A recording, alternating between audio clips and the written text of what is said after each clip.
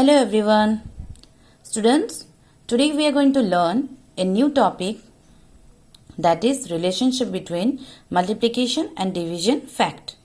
Okay, so all of you regard your book page number 6 and the book number is book number 4. Clear? So let us start, students.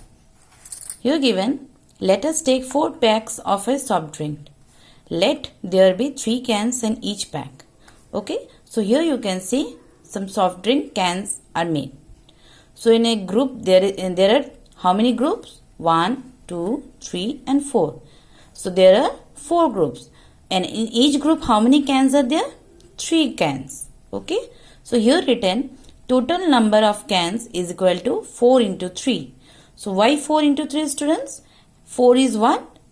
Number of groups. So how many number of groups are there? 1, 2, 3, 4 and multiplied by 3. So what is 3? In each group how many cans are there? 3. So we have to multiply the number of groups into number of cans. Okay. So 4 into 3 is given 12. Okay. So here given how many 3's are there in 12? We have to find out how many 3's are there in 12. Since 4 into 3 is equal to 12, therefore there are 4 3's in 12. So in 12, how many 3's are there, students? There are 4 3's.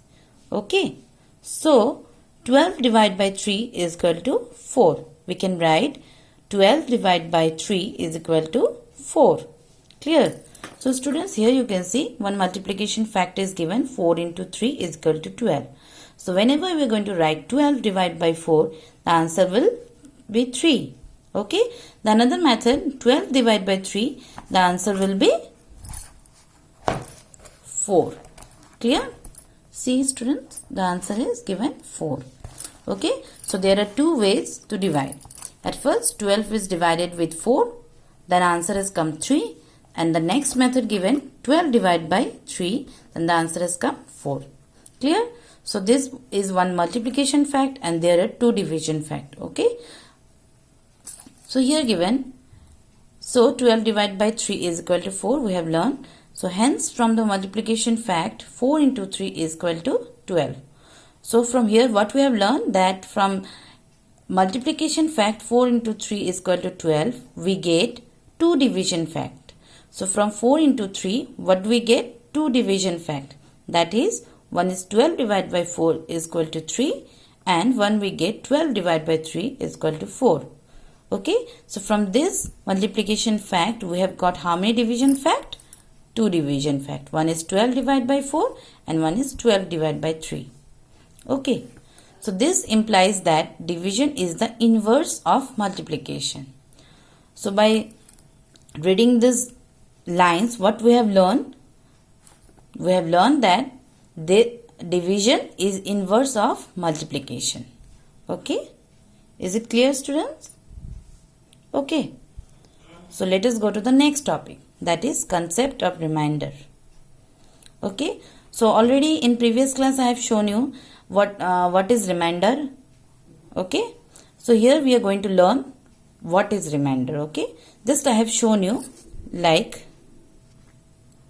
here you can see, students, this 0 is given as remainder and this last 0 is given as remainder. So these are called remainder. So now we will learn what is remainder. Okay.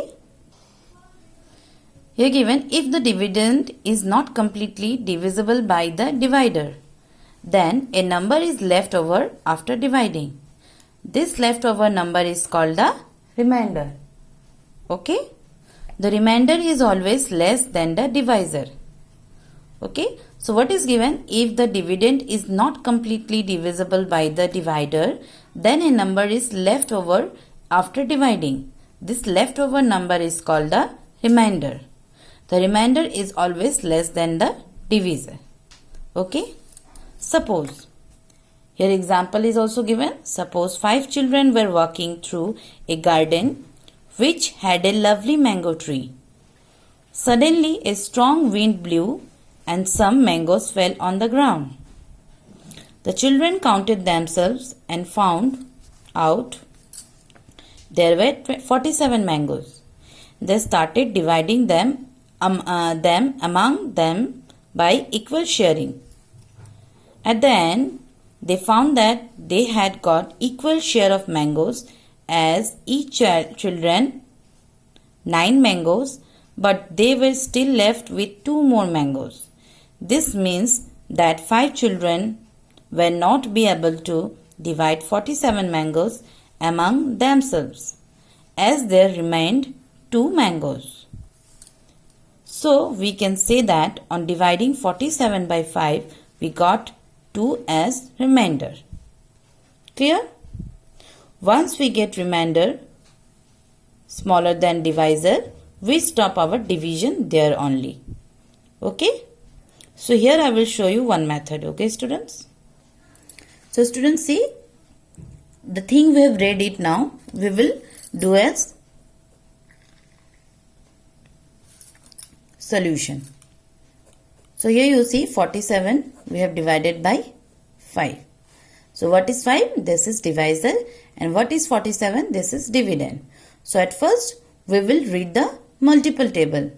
So as you can see, this 5 is greater than 4. At first we will take the first digit. Okay. So this 4 is smaller than 5. Okay. As this first digit is smaller than the divisor, so we cannot take the first digit. Every time whenever we will do the division, the first digit we will take, it should be greater than the divisor. Okay, students, while doing division, I will teach you later on.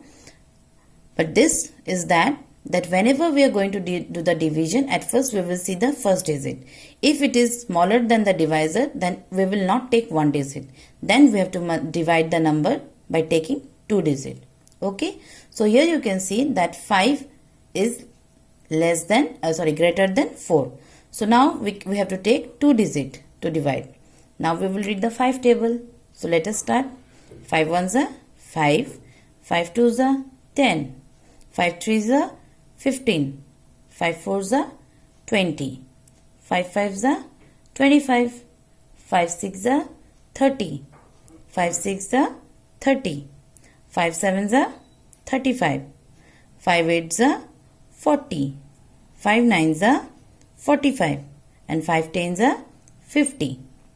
So as we know that 5 nines are 45 and 5 tens are 50. So as 45 and here given 50. If we will take 50, then it will be greater than the dividend. So we cannot take 50. We have to take what?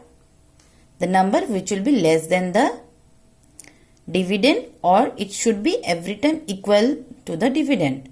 Okay, students. So here you see 47 given and here is given 45. So we will take 45. So 5 nines are 45. So we will write 5 nines are 45. Now we will subtract. 7 minus 5 is 2 and 4 minus 4 is 0. So we know that this is dividend. Okay. This is divisor. And the answer is called quotient. Now tell us the number what is left after doing the subtraction. This is called remainder. Okay, students. Now you have understood. The leftover number is called the remainder. Clear? So now let us go to the topic. So students, in last line you see, so we can say that by dividing 47 by 5, we got 2 as remainder, which one I have shown you now. Once we get the remainder smaller than the divisor, we stop our division there only. Okay. So relationship between dividend, divisor, quotient and remainder. So there is a relationship between dividend, divisor, quotient and remainder. So what is the relationship? Dividend is equal to divisor into quotient plus remainder. So this is a formula. Okay, students. By applying this formula, we will learn how to take out the dividend. Okay. The next class. So you see here one formula is given, that dividend is equal to divisor into quotient plus remainder. The above formula can also be used to check the division sum after completing division and getting the answer in the form of a quotient and remainder. Is it clear, students? So this formula we will use later on in our next classes. Okay. So whatever I have taught, I hope you have understood, students. Okay. Thank you.